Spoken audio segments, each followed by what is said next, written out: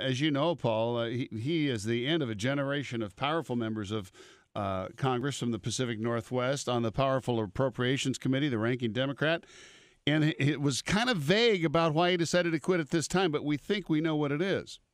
Well, I guess there's a couple of reasons Norm Dix left. I mean, in Washington, the thinking is that first and foremost, he's the top Democrat on the Appropriations Committee, and that's huge. But it doesn't look like Nancy Pelosi is going to be able to pull off another coup and get the Democrats back in charge.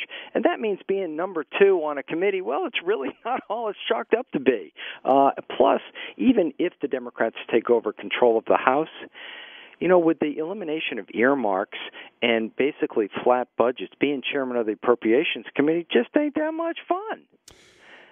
He was go ahead. Plus, he talks about, generally kind of, it's time to move on. It gets a little boring when you're in the minority. And also, I guess, he's got an old football injury in his back, and he's tired of sitting in those committee chairs.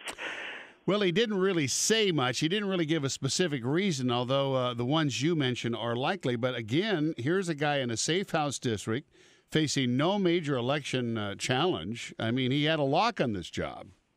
Lock on the job, no question about it. And, Charlie Cook, the big vote counter, said that it was his for life if he wanted it. But, he's in his 70s. Maybe now it's time to move on. This is what happens when it looks like you're not going to be in the majority for a while. Especially, Paul, he used to be in the majority. He was one of the so-called cardinals, one of these subcommittee chairmen on the Appropriations Committee.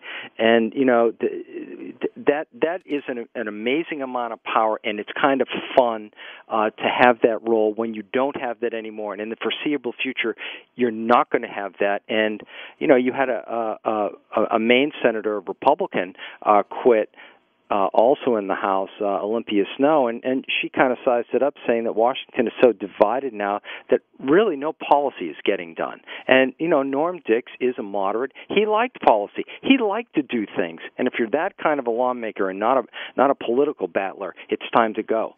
Has this kind of cooled talk among Democrats about the possible retaking of the House?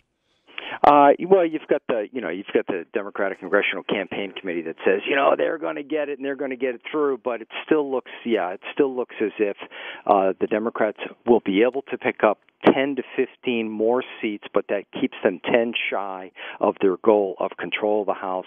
And a lot of Republican pundits, George Will, for example, last week said, Republicans, forget about the presidential race, let Obama win.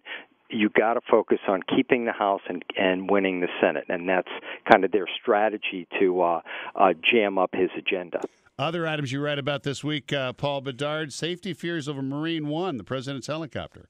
Marine One is really old. It's a fleet of 19 helicopters that the Marine Corps uses to ferry the president around. And you might remember that a couple of years ago, the program to replace it got up to $13 billion. And Obama said, enough is enough. We're not going to do that. Well, the Navy has now delayed yet again the replacement program. And what they're basically going to do is just get some off-the-shelf older helicopters and fix them up. But the current fleet, well, they're used so much, especially by a campaigning president, there's not enough time to fix them.